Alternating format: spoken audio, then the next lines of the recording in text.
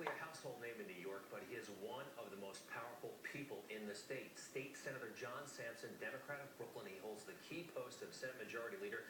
He's in the middle of this budget battle right now, and he's our guest on Good Day New York. Welcome to the show, sir. Thank you very much for having me, Greg. Just to correct you, conference leader. Conference leader. And, well, it's been about a year now, right? Correct. How do you like the job? I enjoy it. All right, well, it's a tough one, no doubt about it. You gave a farewell message to your conference just before the 4th of July. One thing you mentioned that caught my eye, we cannot lead New Yorkers if they don't trust us to follow. And looking back over the past 6 months, or the past 3 months, we have a budget that hasn't passed. Governor Patterson there's still ethics questions about him. He's being investigated. A number of questionable expenditures that we'll talk about in a moment. Has the leadership really done anything to increase that trust from New Yorkers? I think, Greg, yes, we have. If you look at, we've passed the tough ethics and campaign finance law reform, which eventually was vetoed by the governor. And our Republican colleagues across the aisle had an opportunity to override it. They chose not to override it. They just want to go back to the normal custom and practice of the way they led for over 40 years. Well, it did not become law. You mentioned that it was passed, and what a lot of folks anticipated was that it wouldn't pass, and if it did pass, it would have been watered down. Here's what the New York Times said. Legislators have been playing their usual games, proposing fixes that would really maintain the corrupt and sordid status quo. I mean, you still need campaign contributions to be elected. That would still happen, and special interests would still have been allowed to donate money. But you know what we passed was the toughest ethics and campaign finance law ever in those 40 years in which our colleagues, the Republicans on the other side of the aisle, did not pass. You know what, when we came into the majority, we said we were going to do these things. We did them. They voted initially for it. When it came to the override, they failed to vote for it. At the same time, we are pushing forward. We understand in order for us to gain the faith, the trust, the confidence in the people, we have to promote ethics reforms, campaign finance law reform. What about, why wait for the law? What about just self-imposed limits? And I'm going to bring, you have a tough job. People write about you all the time. This poses the territory. I want to go to the Buffalo News from earlier this year.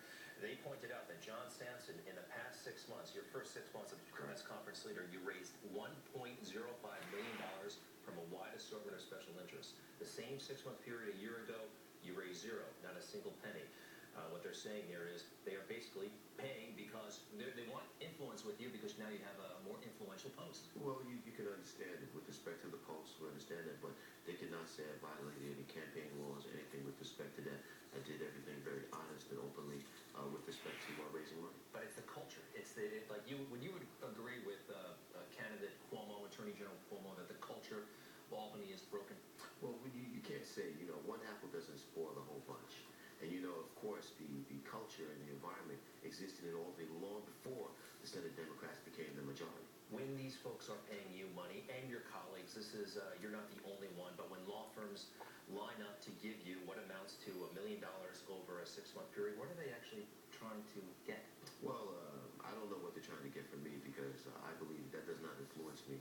A nickel, a penny, or a dollar, a dime does not influence me whatsoever. I do what is best for the people of the state of New York. Is that possible? Is it ever a dilemma? There's no dilemma whatsoever. All right. This is in the headlines right now.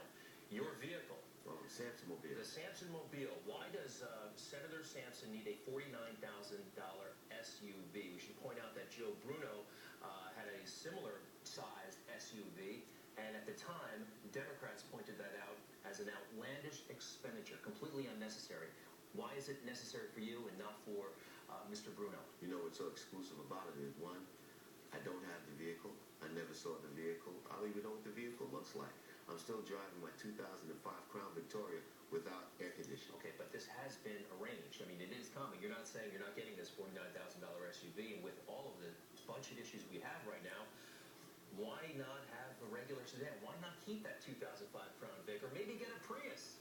Well, if you notice, that vehicle was purchased a couple of months ago, and I'm still riding my 2005 Crown Victoria. And furthermore, if you look at it, last year, the vehicle that you were talking about, the Senator Bruno purchased, last year they were offering it as a trade-in for $12,000.